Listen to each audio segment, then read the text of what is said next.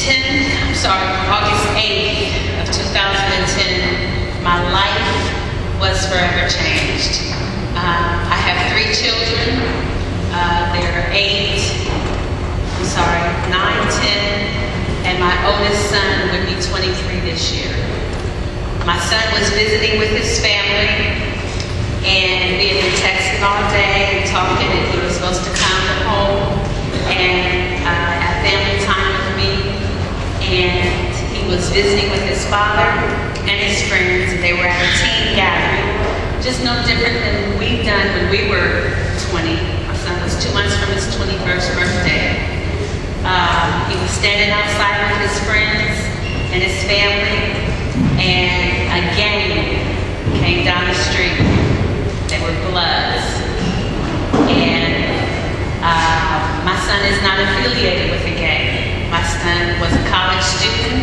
He was in the School of Architecture at Columbus State Community College, getting ready to transfer over to OSU. He had choices.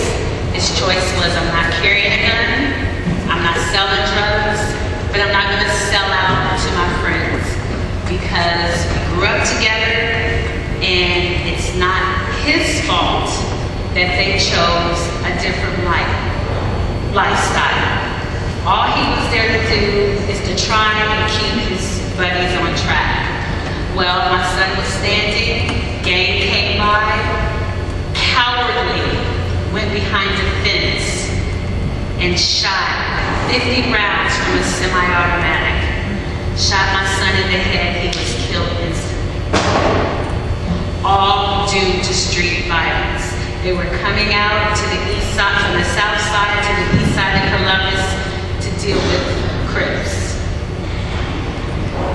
So if anybody knows violence firsthand, it's me. I dealt with detectives, I dealt with gangs, I'm a mother first. I've been out on the crime scene, I've literally been asked to leave, but I want answers. My son didn't do anything to hurt anybody, he was innocent. The people that were surrounding him, they were all gang affiliated. Well, the intended targets were all gang affiliated. But 2 people got shot that night. One of the intended targets and my son. And he was instantly taken on to heaven. Why it happened, I don't know. I don't question God.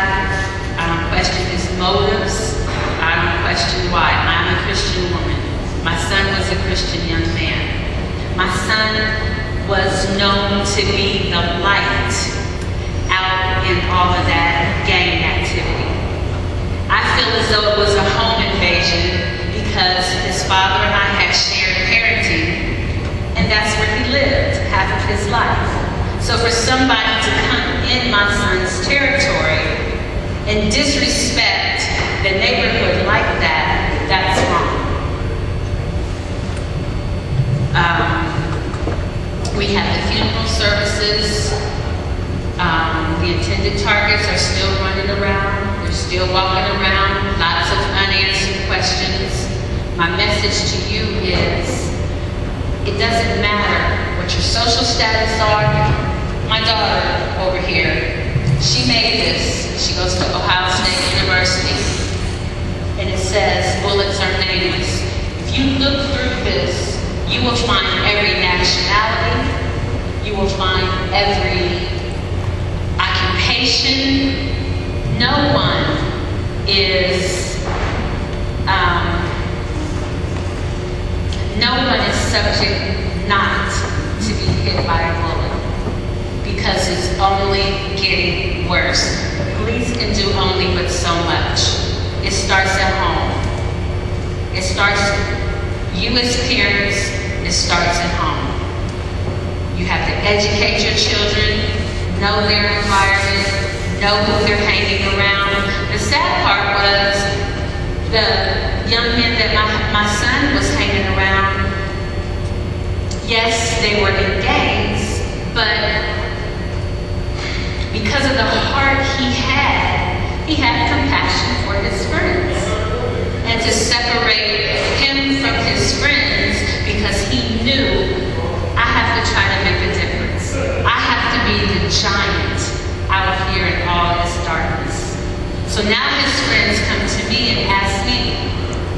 see, what am I supposed to do now? Brandon's gone. What am I supposed to do? He was my light. And my answer back is, you should have thought about that when he was here, when he was ministering to you. There's nothing I can do for you but keep you in my prayers. You chose this lifestyle. This is how you wanted to live. He gave you his perspective. You knew what he was all about. And so now you have to remember the message that he gave you and change your life. Because there's only two ways out. You're going to jail or you're going to be dead. Bottom line. And that is my message when I speak to high schools, mentoring groups, and to other children. Today I was privileged to speak to parents. My message is totally different today than what I would usually say if we had a lot of youth around. But my message is to you parents. We can't go everywhere with our children. We just have to trust and believe that the values that we have instilled in our children, that they follow those values. But if something happens that is totally out of our control, like the situation with my son was totally out of our control, I just pray that you have something, some type of foundation to lead onto to get you through this. What Mothers Over Violence represents is we are support to moms that have been in our situation. It's hard for a woman to walk up and say, you know what, I can minister to you.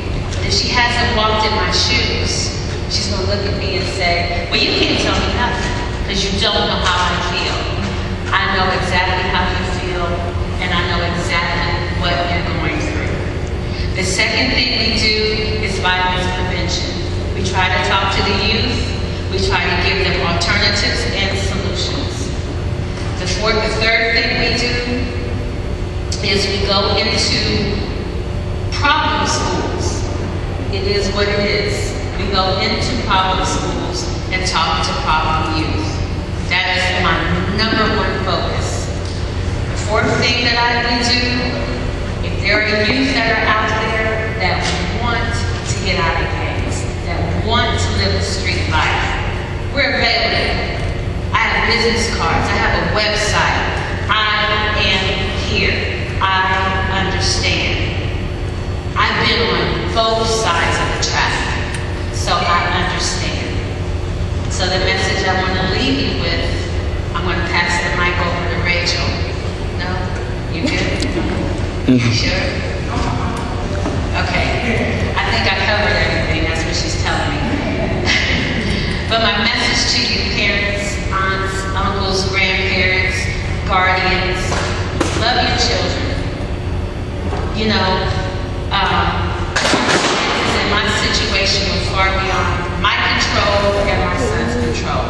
But if you have youth with you that you know of that are in gangs, that are in the streets, grab a hold of them, show them some love. Because if you don't show them some love, the streets are going to show them some love.